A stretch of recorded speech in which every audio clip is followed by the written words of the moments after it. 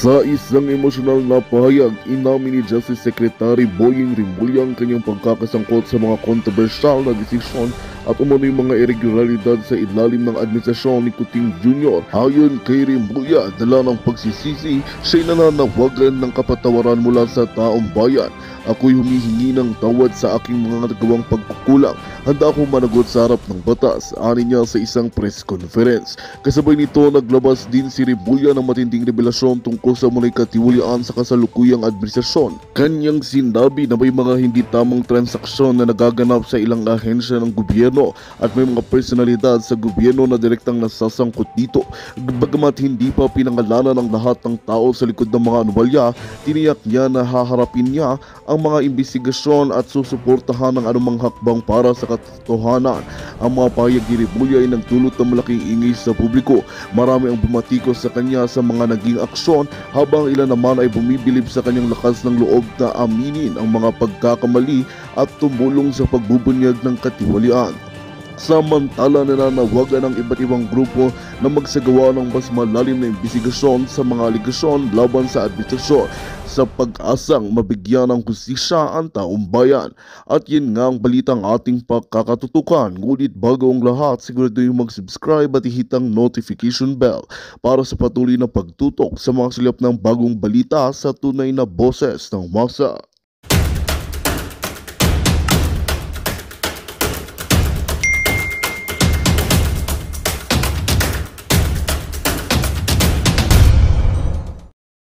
Mo. Sabi ko nga kay Bato kasi do sa post ni Bato, nire-share ko, tapos sabi ko, ganyan ba nangyayari sa Long Gray Line? Tignan nyo sa Facebook ko. Ganyan ba nangyayari sa ano nangyari sa Long Gray Line? Nag-aaway-away kami, no? Tapos nahiya si Bato sa akin, tapos sabi ko, hindi, tama yung post mo. Sitayin talaga dapat yung mali. Kasi pag hindi mo sisitayin nga yung mali, makakalakihan, makakasanayan na mali. And then nagiging tradisyon.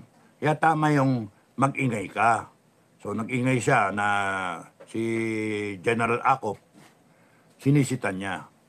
And that takes a lot of balls na sitahin mo yung upper class mo. Tama lang yon. Pagka mali, sitahin mo. And let him explain. So, ang ano nga dyan, bakit nasana kayo, yung mga AYER, yung mga MUP, nasana kayo. Kaya nga, sabi ko, well, iba takot mawala ng pensyon. Ang inisip ko ngayon, pag di kayo kumampi sa taong bayan, it is enough ground na tanggalin yung pensyon nyo. Ganun kasimple. Kasi kumakampi kayo sa mali ba't kayo pepensyonan ng taong bayan? Because of your service na 30 years plus. Ngayon kayo kailangan ng taong bayan. Yung pension ninyo, because of your service, for being true to the Philippine people. Tapos hindi kayo kakalabanin nyo taong bayan ngayon? Ay, nako. That is ground para ma-terminate yung pension nyo. And I will make sure that it happens. Kalabanin nyo ko, okay lang sa akin. Magpatayan tayo, okay lang sa akin. Pero doon kayo sa tama. Katwiran, katotohanan at katarungan. Mali na yung ginagawa sa taong bayan. So, ang kapal na mukha naman na hindi kayo nakikisaw-saw, iwas pusoy tayo, tapos nun, ganyan yung ano, tatanggap lang kayo na tatanggap ng pensyon. Happily ever after. Ninanakawan na nga yung taong bayan Ninanakawan na tayo. So, ano matitira sa kaban ng bayan? Paano yung PhilHealth? Walang budget. Tayo nahanip yan, mga siraulo. Paano yung mga Maharlika Fund? Paano? Kaya, yung sinasabi ko na, AFP, kung gumalaw na noon pa, as early as December last year, hindi na nangyari yung nabenta yung ginto. Na-transfer yung PhilHealth. Di ba? Nawala yung Maharlika Fund. It is because of your insisting na that you will be apolitical, that you will uphold the Constitution, when you see right before your eyes the Constitution is being violated left and right. Di ba? Right to due process. Di ba nababiolate? Anong ginagawa nyo? You will uphold the Constitution? Anong ginagawa na? Anong ginawa kay Doktora Laika? Love you. Anong ginawa kay Doktora Laika?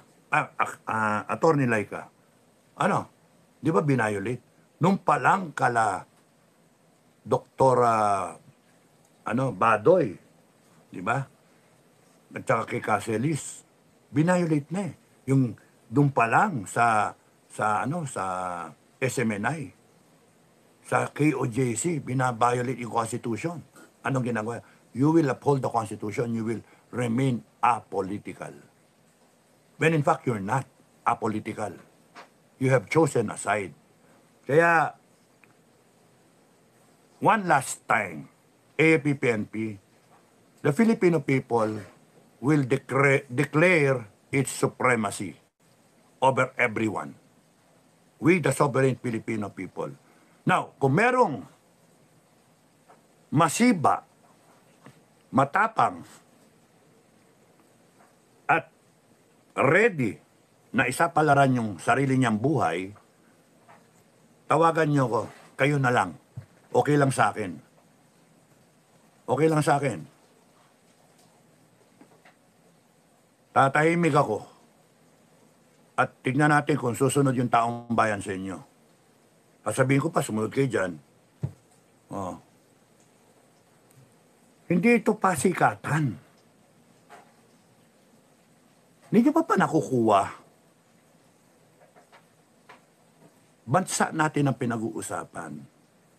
And ako, maliwanag na sa akin yung ruta. Binigay na sa akin ng langit kung anong gagawin. Napanaginipan ko na. Maliwanag na maliwanag, very vivid yung nakikita kong daan kung anong gagawin. Maliwanag na maliwanag. Walang talo. Walang talo. So, nasa inyo yun kung ano. Nana. Magagalit lang naman sa akin lang. Oh, ikaw yung Moses eh. Ikaw yung Moses. Ikaw yung magde-deliver eh. Puta ng mga gagong loko-loko Pilipino eh. Kaya ano na lang. Ang instructions ko, mag-enjoy muna kayo. Mag-enjoy lang kayo. Hat na hat kayo. Be sure yung kung ano yung init ng damdamin ninyo, nandyan pa rin. Kasi alam ko, pagka galing sa puso, hindi nawawala yun eh. Okay. So,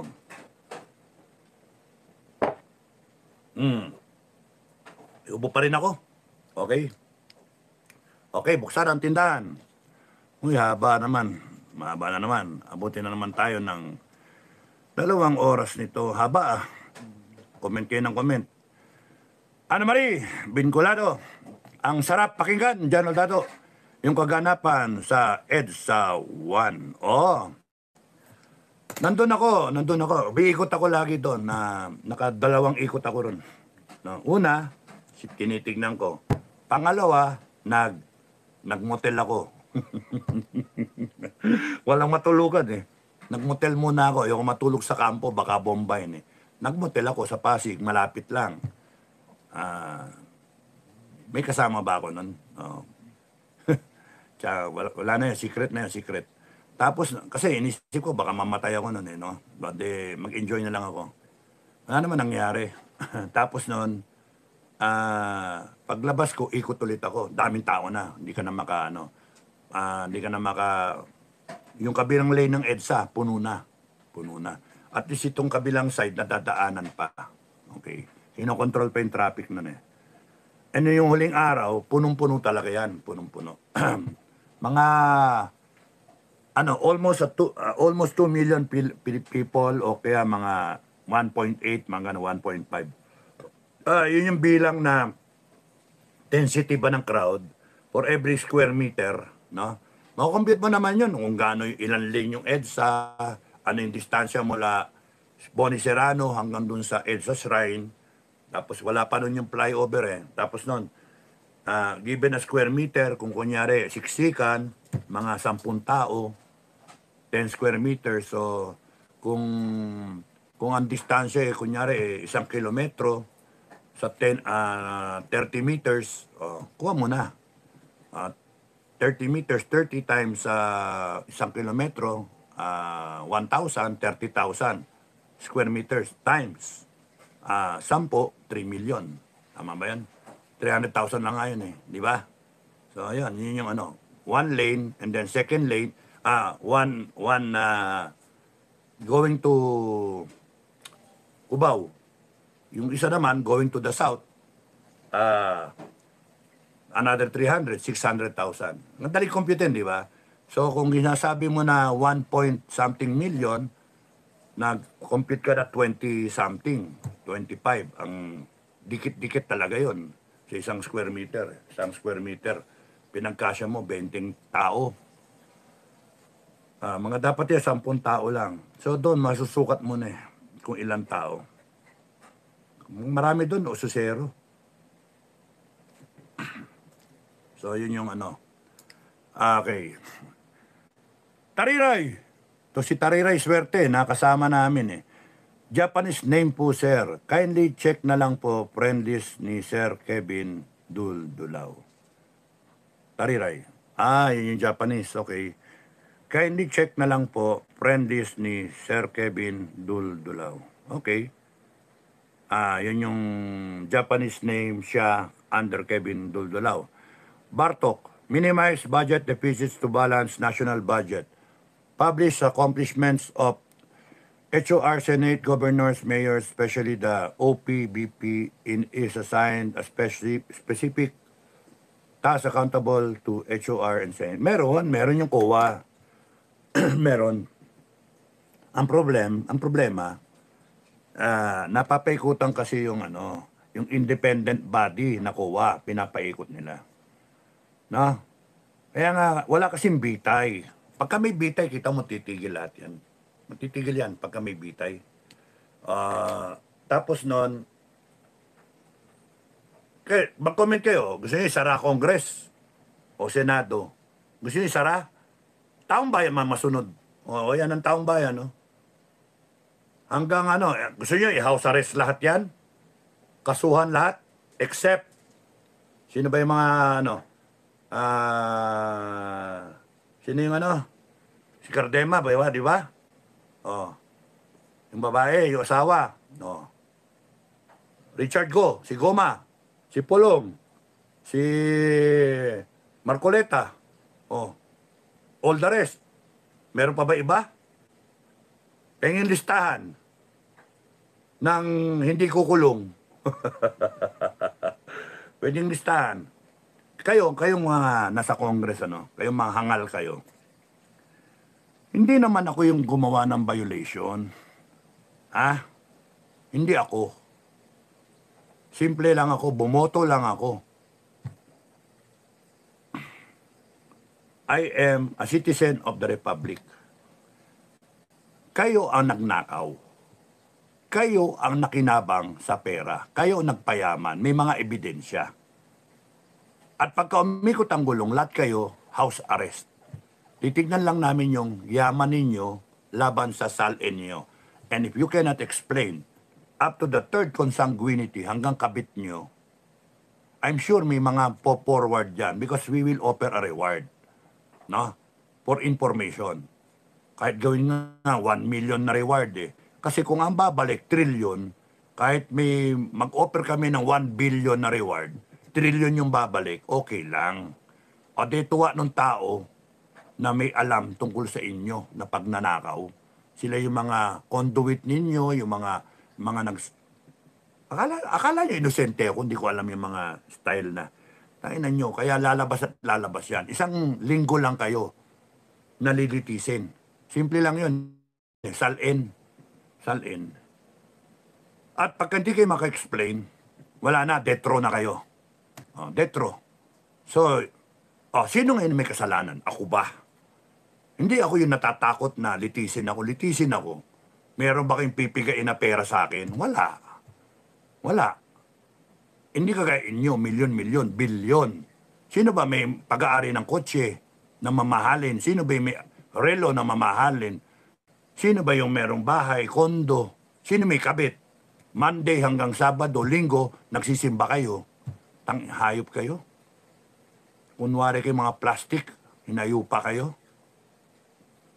Sino ba dito ang nag-clear ng pera buwan-buwan nang without resibo? Hayop kayo. Hayop kayo. Samantalang kami sa FGF, hanggat maaari, yung resibo, pinapaipon namin kay Commander Bukay para ma-clear. Tangina. Tapos yung ibang member ng FGF, kukwestiyonin yung how the money is being spent. Maya naman kayo. Maya kayo. Kayo yung mga, pagka meron kayong ganon, umalis na lang kayo sa FGF. No? Ano kayo eh, nakakabigat kayo. Nandun ako sa proseso na nag-iisip ako, ayoko nang pasukan ng demonyo. No, huwag kayong dumagdag.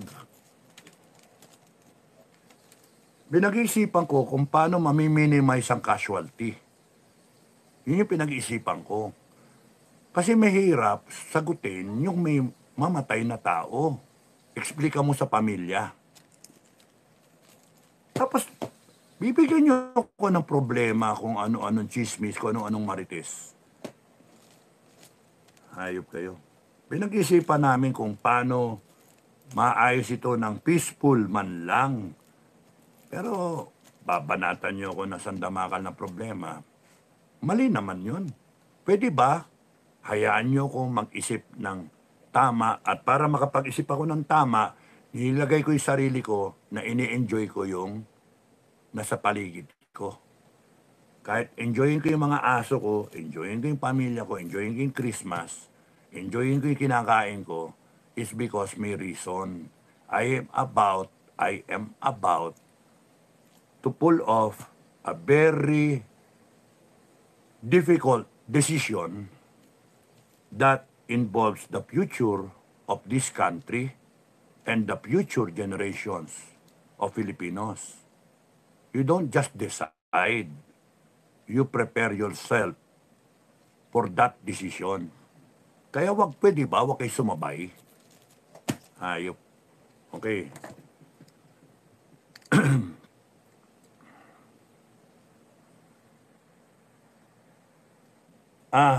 Ang isa sa proposal ko, Bartok, number 6. Number 5 is that we declare a neutral state.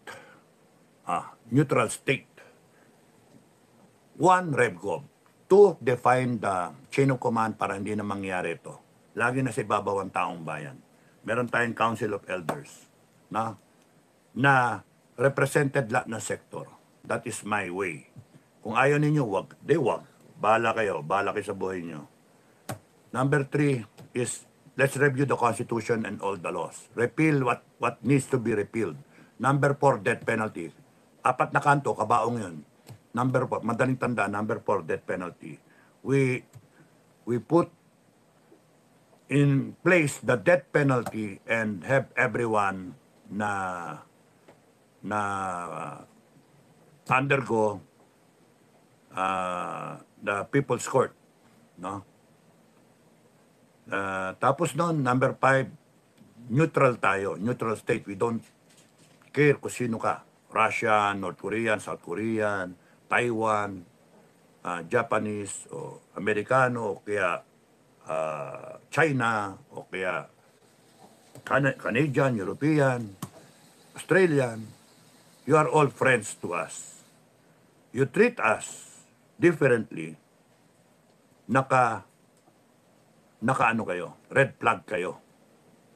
Now, consistent sa number 5 na neutral tayo, kasama doon yung about the US bases.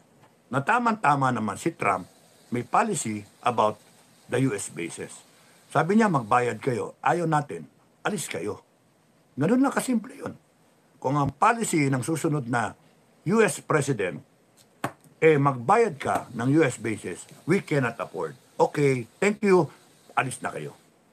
Neutral naman kami. Okay? So, alis kayo, tapos yung Mutual Defense Treaty. Why?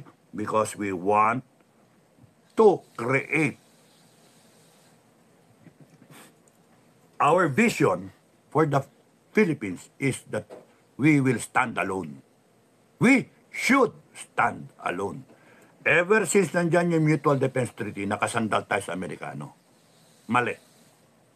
Tanggalin mo yung Mutual Defense, wala tayong kinikilingan. Except yung UN. Na nandyan naman para sa mahusay at maayos na pamamaraan. Pero neutral tayo. Wala tayong kikilingan. Trade, ganun lang tayo. Food security, not only our country, but the whole wide world. If we can supply the world with food requirements, better. If we can supply them with raw materials, better. And if we can be a tourist spot para sa lahat, better. Yung iniisip ng tourism kasi natin, 5 million na turista, Diyos ko.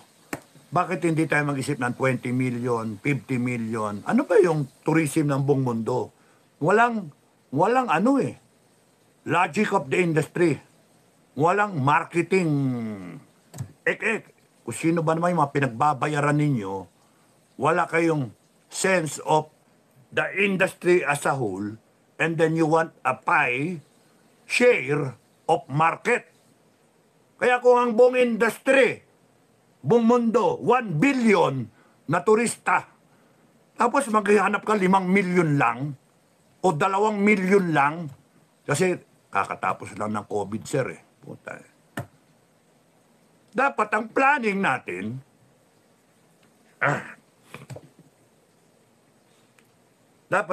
natin, sang-ayon dun sa buong mundo and how we perceive ourselves, how much share of the market we want. Because tourism is money.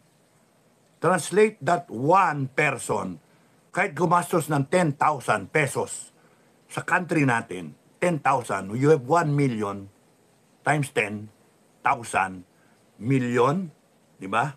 Million, 100 million, billion, 10 billion yon. So, kung gusto mo ng 1 trillion, damihan mo yung turista. Akitin mo. Kaya kung ang mindset mo 5 million lang, wala na. Hanggang doon ka lang. Tanga. Bopol. Dapat ang iniisip mo kung paano ka mag 20 million, 30 million. Kasi ang laki. 1 billion. Tanga. 1 billion, ano ba naman? Ano yung 10% nun? 100 million. Ano yung 1% nun? 10 million. 1% of the share. Dapat yun yung target. Ano yung pinakamalaking share na bansa ang nakakakuha? Sino dyan? China? Thailand? US? Anong meron doon? Anong meron doon? Anong ginagawa nilang tama? And doon tayo kumuha ng idea. Anong ginagawa nilang tama? Hamak naman ang ganda ng Pilipinas. Di ba? At kung ang kinikita ng Pilipinas ay 4.5 trillion taon-taon, baka sa tourism pa lang makuha na natin yung buong 4.5 trillion. Magandang balita ang hatid namin sa inyo ngayong araw. Sa pagtatapos ng aming balitaan, nagbigay kami ng mga mahalagang impormasyon. Maraming salamat sa pagtutok at pagsuporta sa aming programa. Huwag kalimutang manatili sa mga susunod na araw para sa mga bagong balita at mga kwento na dapat nating abangan. Mula sa Boses ng Masa, magandang araw, Pilipinas!